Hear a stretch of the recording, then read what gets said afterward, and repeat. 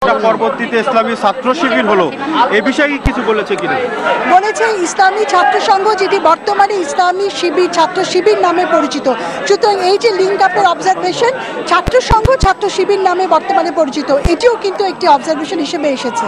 একটা বিষয় যে আপনারা সংগঠনের বিরুদ্ধে একটা মামলার প্রস্তুতি নিচ্ছেন, যে রায়গুলো আছে এই বিষয়গুলো কি ওই ক্ষেত্রে কোনো আপনাদের সহযোগিতা করবে কিনা? রায়ের নিঃসন্দেহে সহযোগিতা করবে, কারণ সংগঠনের ক্রিমিনাল অর্গানাইজেশন অবজারভেশন একটা যেমন গুরুত্বপূর্ণ ব্যাপার, একই রকমভাবে কমিউনাল অর্গানাইজেশন হিসেবে তাদেরকে চিহ্নিত করা, বিশেষ করে একটি ধর্মনিরপেক্ষ রাষ্ট্রে এটি একটি বিশাল বড় ভূমিকা পালন করবে বলে আমি মনে করি।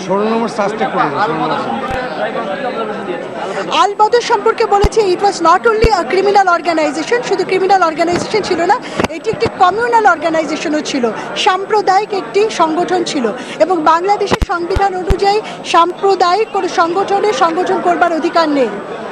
আর 16 নম্বর চার্জে যেটি বুদ্ধিজীবী কিলিংয়ের ব্যাপারে বলেছে, সেখানটিতে ভয়াবহতা, অপরাধের ভয়াবহতা, এবং এটি যে একটি ইউনিক একটা কিলিং হয়েছে, এই ধরনের কোনো ইতিহাসে কোনো নজির নেই যে ইন্টেলেকচুয়ালদের কিলিং করা হয়েছে, এই ব্যাপারে মাননীয় ট্রাইব্যুনাল মতামত দিয়েছে।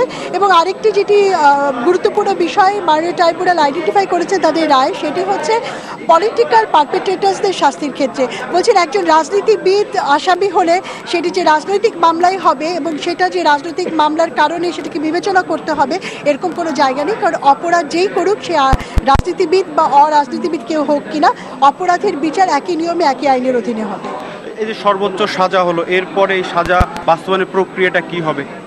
সর্বোচ্চ সাজা হওয়ার পরে আপনারা জানেন এরপরে আপিলের একটি বিষয় রয়েছে। সুতরাং 1 মাসের মধ্যে, 30 দিনের মধ্যে তারা আপিল যদি ফাইল করে, অথবা প্রসিকিউশনের পক্ষ থেকে যদি আপিলের কোনো সিদ্ধান্ত নেওয়া হয় অন্য কোনো চার্জে, তারপরে আমরা আপিলের রায়ের পরে এক্সিকিউশনের কথা চিন্তা ভাবনা করব। আপনাকে ধন্যবাদ ব্যারিস্টার তুরিন।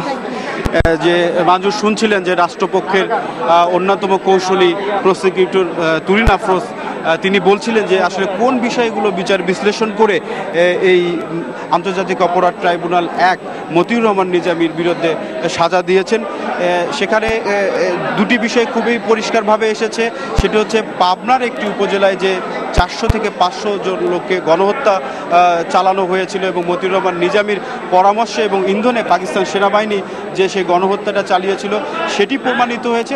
আরেকটি বিষয়, 1971 সালে যে আলবদর বাহিনী গঠন করা হয়েছিল, এবং সেই বাহিনীর নেতৃত্বে বিশেষ করে ঢাকা এবং সারা বাংলাদেশে যে এক ধরনের হত্যাকাণ্ড করা হয়েছিল, ধরে ধরে বুদ্ধিজীবীদেরকে হত্যা করা হয়েছিল, সেই বিষয়টার যে নেতৃত্ব দিয়েছিলেন মতিউর রহমান নিজামী, এবং সেটি প্রমাণ হওয়ার কারণে কিন্তু এই সর্বোচ্চ সাজা, এই মানবতা বিরোধী ঘৃণিত অপরাধের যে সাজা, সেটি কিন্তু আন্তর্জাতিক অপরাধ ট্রাইব্যুনাল 1 মতিউর রহমান নিজামীকে দিয়েছেন।